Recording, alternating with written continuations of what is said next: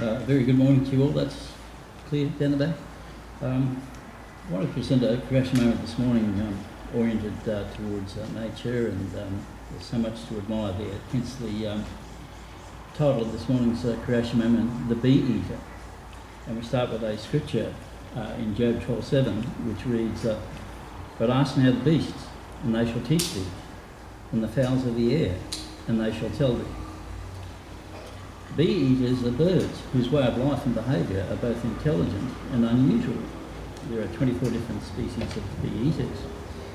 The bee eaters have an old world distribution occurring from Europe all the way to Australia, but the centre of diversity of the family is in Africa, although there are a number of species that occur in Asia as well.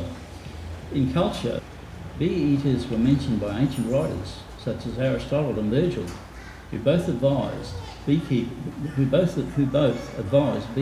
to kill the birds.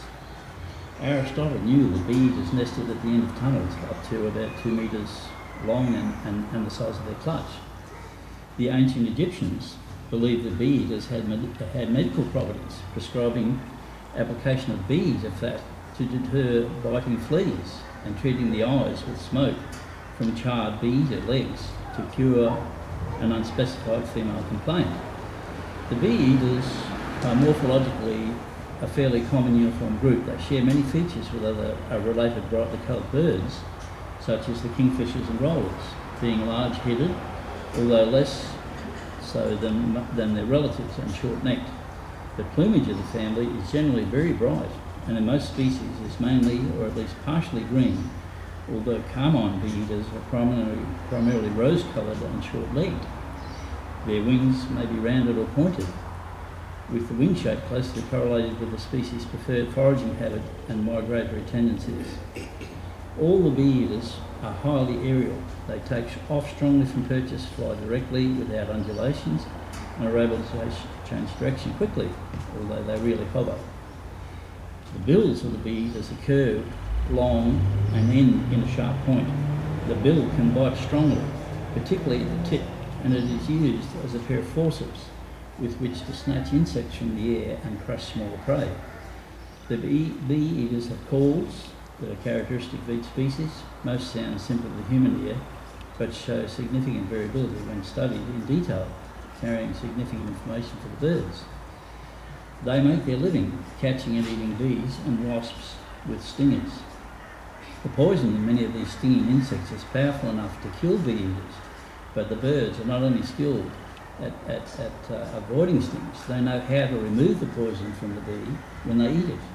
Having captured a bee or a wasp, a bee eater will take it to a branch where he will pound its head and rub its stinging end until all the poison has been removed from the insect's venom sac. Once the poison is removed, the bee eater enjoys lunch.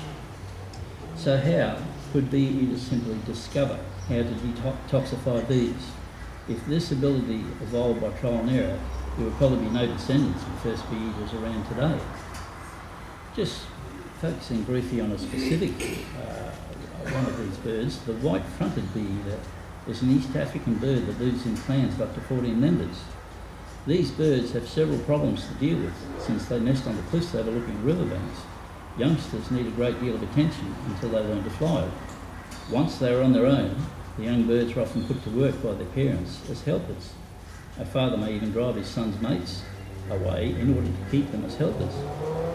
Helpers bring food for the mother, brothers and sisters. They also clean the nest area and watch for danger. However, the most important job is guarding the nest at egg laying time. This is necessary because a female who doesn't have her own nest will sneak into another bee eater's nest and lay her eggs there. If the eggs are laid before the owner of the nest starts laying her eggs, she will simply toss out the foreign egg. If there are eggs already in the nest, she will also care for the foreign eggs. The important job of guarding the nest is usually given to a daughter. However, scientists have observed that sometimes it is the daughter, while on guard duty, with the mother absent, who sneaks into the nest and adds a few eggs of her own. Bee eaters are described as lively and sociable. You seldom see one roosting all by itself. And when the weather is cool, bee eaters huddle together to keep each other warm. There are even reports that bee eaters will roost on each other's backs, forming a feathered pyramid made out of birds. So, in His goodness, the Creator has given bee eaters a way of life in which helping each other is part of their nature. This kindness toward each other improves the quality of life and can serve as an example to us that the world is not Darwinian and it is not designed to favour the survival of the most selfish or aggressive. And we conclude with Jesus' words in Luke chapter 6 verse 31. And as ye would that men should do to you, do ye also to them likewise. Thank you for listening.